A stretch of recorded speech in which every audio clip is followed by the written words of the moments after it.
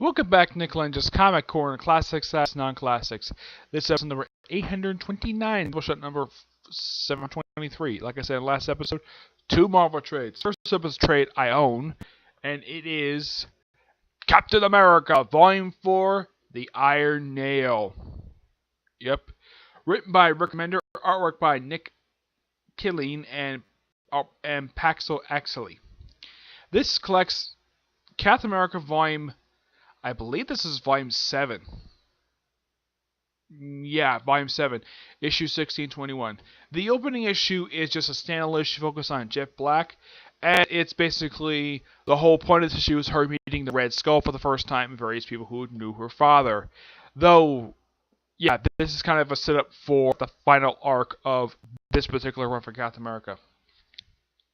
But it's really good the fact that Rick Remender takes time to have a standalone issue during his 25-issue run for Captain America. Well, this particular issue, though he continues an all-new Captain America, where he does something with this character.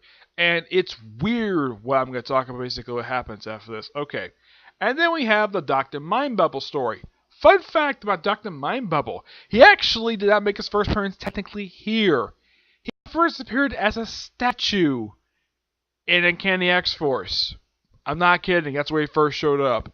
Oh, yeah. That's him on the cover. That's Dr. Mindbubble. But, yeah. The main villain of the storyline is him. This is the Iron Nail.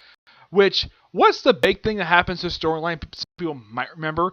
Now, the thing opens up pretty much with the aftermath of the previous storylines. Not talking about the previous standalone issue. With the death of the character Nuke. Also, Maria Hill is in all these issues. Along with Nick Fury Jr. Now, Maria Hill, not surprised because director of S.H.I.E.L.D. Nick Fury Jr., not surprising that either, because his father basically was a frequent recurring character in the original, in pretty much every single volume to date of Captain America, except for volumes. I think the only two volumes I can think of, the only volumes I can personally think of where Nick Fury Sr. did not show up in. He didn't show up in Volume 3. I don't think he showed up in Volume 4. I know he showed up in Volume 5. And I think he showed up for Volume 6. I know he showed up for Volume 1. I know he showed up for 2, even though it's a different universe. And he did show up for 5, 6, and that's it. The whole thing about this guy, he is just some guy who can brainwash people to do whatever the heck he wants, putting bubbles on their heads. Sounds like a silly thing, but at least Rick Remender does something interesting with it.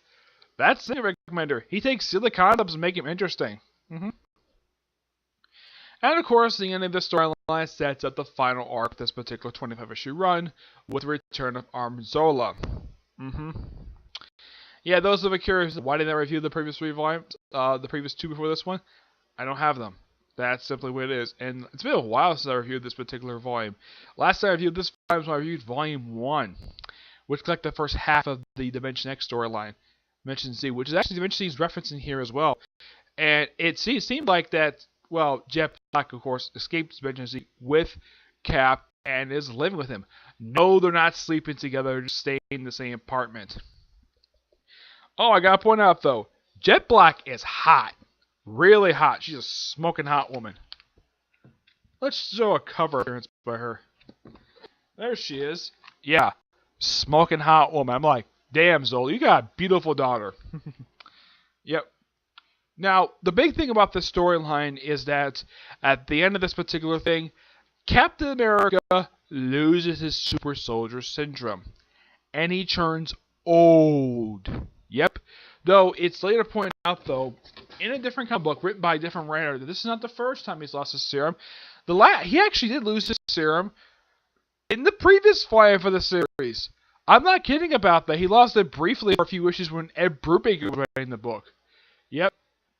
Oh, and by the way, after the storyline, what happens to Iron Nail and Dr. Mindbubble? They completely disappear. They are never seen again after this. And this storyline came out 4 years ago. Does Nick Spencer follow up with these characters?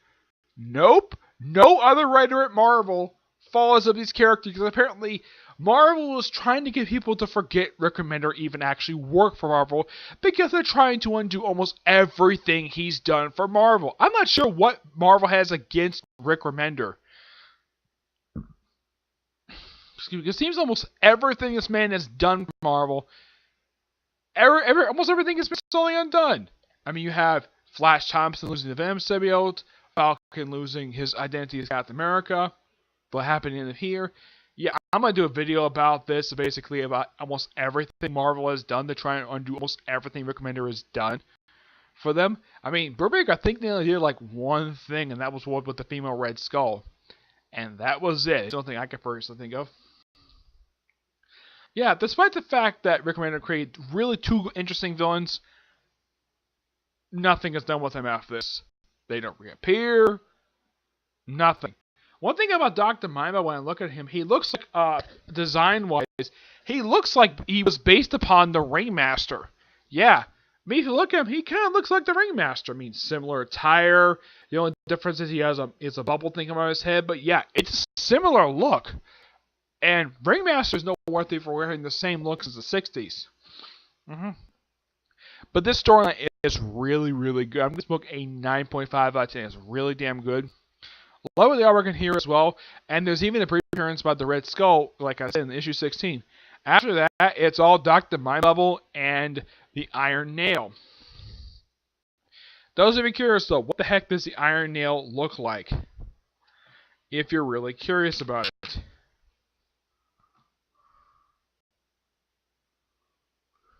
Let's see if I find them here. I mean, I showed it off you, Dr. Mindbubble. What about the Iron Nail?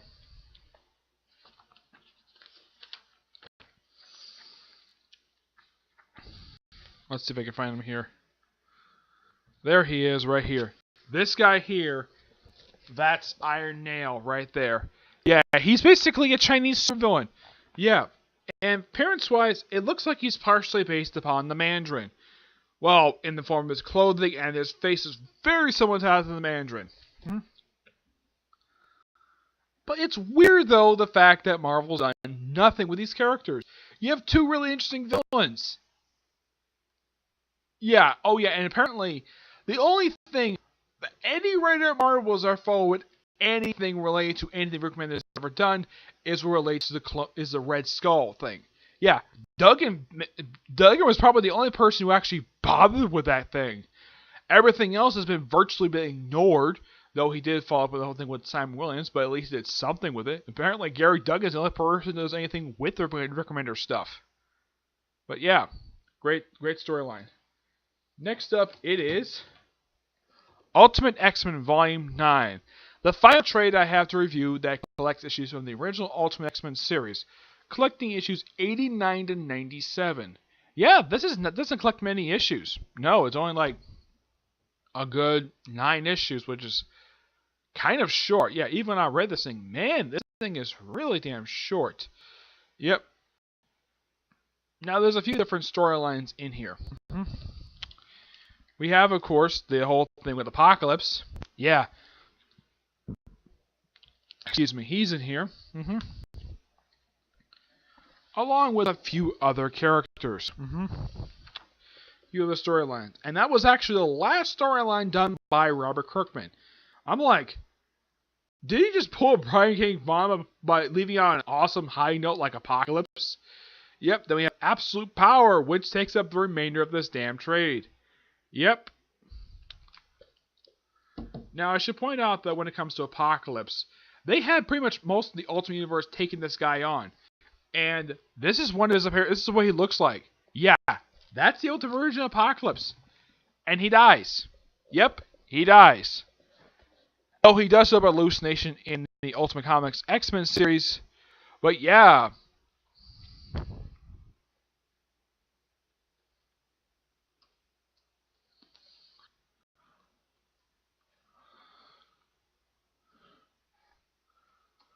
But this storyline is what Robert Kirkman was building up toward for pretty much the majority of this whole run, building up the debut of Apocalypse, pushing him, because it feels as though no writer had done anything with this character, And it's cool, though, that he actually did this for his final story arc.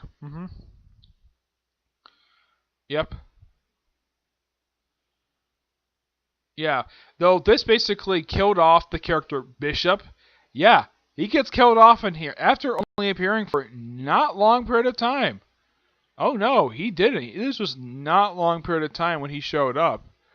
Yeah. He first showed up in the storyline Cable, and then he finally got killed off in the Apocalypse. It's like okay, Kirkman created this character for issue 75, and then by the finale of the storyline, which was issue number 93, after appearing for almost 20 issues, he gets killed off. How does he get killed? Wolverine stabs him. And that's last we see of Ultimate Bishop. And he's actually a pretty well-written character, though he's kind of written to be sort of like an Xavier 2.0, but at least he doesn't keep secrets most of the time. Yeah, and the whole thing with Cable being a future version of Wolverine, that was weird. Yeah. Also, when Xavier and Cable come back in the future, Cable dresses up as Strife, and Xavier dresses up as Onslaught. Yeah, it's by far one of the most weirdest things that they ever did with this particular storyline. It's like, okay, oh yeah, and also, this is also one of his other looks. Oh, by the way, the whole thing with Apocalypse when he was first introduced, he was introduced as a hallucination for Mr. Sinister, who, by the way, apparently committed suicide in the previous storyline. And then he just magically comes back, apparently, oh yeah, he never committed suicide. Oh no. He actually just, well, here we go. Yeah, you can tell that is Cable underneath that mask there. And this is supposed to be Xavier. This is apparently supposed to be Onslaught, and this is supposed to be Strife. Yeah, it's a particularly odd idea for Kirkman to do, to bring in two characters from...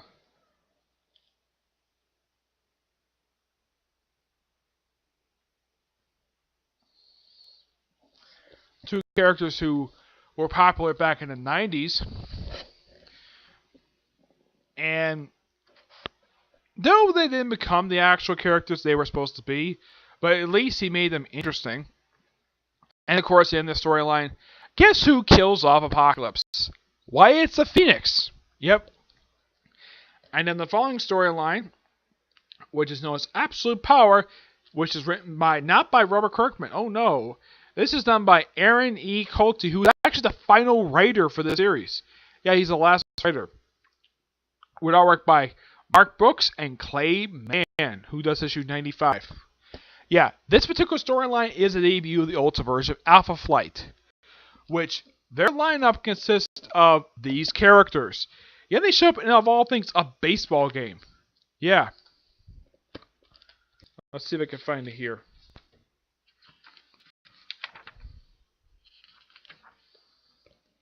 They're consisted of Vindicator, Amora, Snowbird, Shaman, Sunfire, Jubilee, and Sasquatch. Of all these people who are part of this lineup, all but two were actually part of the 616 line. The only two who are not are Sunfire and Jubilee. Yeah, this is Ultimate Alpha Flight. As for how they got the way they are, well, they're high on a drug called Banshee, which, from what I can tell, is supposed to be the ultimate version of the drug that actually existed back in the early 2000s, from a drug called Kick, which Cullen Bunn brought his back during his run for Magneto. It's a similar idea, but here's the thing. As to reveal who actually is behind the whole thing with the drug, it's one of the most unusual things. Yeah, Wolverine figures out, though, there was investigating, that it all came from Muir Island, so he's kind of suspected Charles Xavier's behind it. Nope, Xavier had nothing to do with Banshee at all. Guess who's actually behind this stupid drug? It's actually, of all people, Maura McTaggart. Yep, she's the one behind this. Which I'm like, that's odd. Why in the world would she be behind it for? Yeah, there's a reason for that. She needs money to basically run her big, humongous facility. Yes, not kidding about that.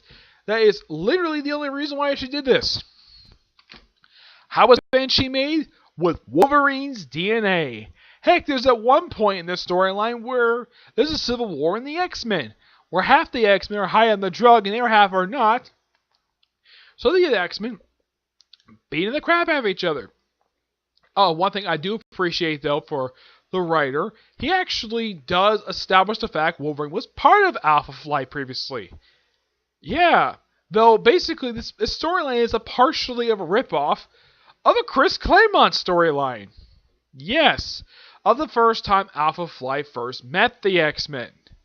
Yeah, first of 2 times, where they actually fought the X-Men twice to get Wolverine back, and after the second time, they gave up. Yeah. And they came to Xavier Institute for Wolverine.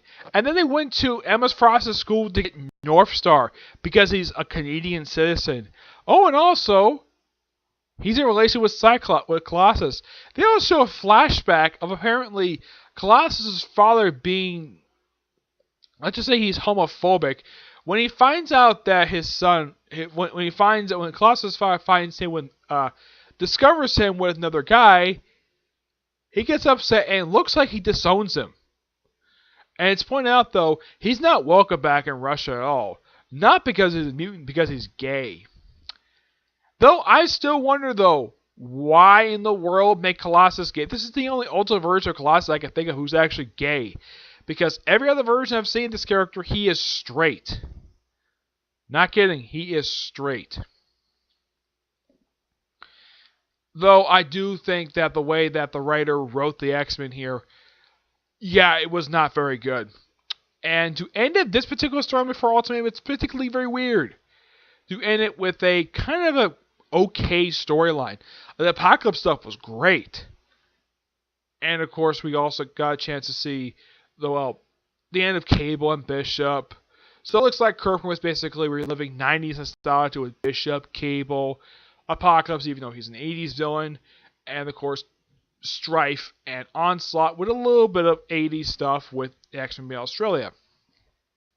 Oh yeah, and the whole thing of the X-Men disbanded because the apparent death of Charles Xavier, believe it or not, that actually sort of ties into the actual real life stuff. Like, actually just prior to this, the X-Men had actually disbanded in the 616 universe. All because Charles Xavier got shot in the head. Though in that universe, in 616, he was shot by Bishop. Here, he was shot by freaking Cable. Though in that one, he actually didn't die. Though this one, he denied he actually was alive well in the future. In the case of the other one, it's kind of implied he died, but then he was sort of recovering, and it took him a good while for him to recover. But I would say of the 2 storylines in here, the Apocalypse one is the best one. The following storyline, Episode Power, is not that good of a story. It's got good artwork, not the good writing. And it's kind of weird, though, for a writer I personally have never heard of before prior to even reading this again. Excuse me. And this is the storyline you want to end up prior to Ultimatum? Yeah, it's particularly very weird. Okay, it's great the fact you bring in Alpha Flight. That was probably the highlight of this thing was Alpha Flight. Though here's the thing about Alpha Flight. The lead Vindicator is actually John Rath, the main villain of the Weapon X storyline. Yes, the villain of the second arc of the series is the leader of Alpha Flight. And for some reason, he doesn't have his scars anymore. Yeah, it's particularly very weird. I don't mind the ultimate look for him, though I think it's odd that Sunfire and Jubilee are part of the group, and Sunfire is in his horseman look. Yeah, I'm not kidding. When I saw this, I'm like, is he in his horseman look? Because I think this one came out in 2008, I believe it was. Let's see. This came out in, if I can find the date here. Let's see.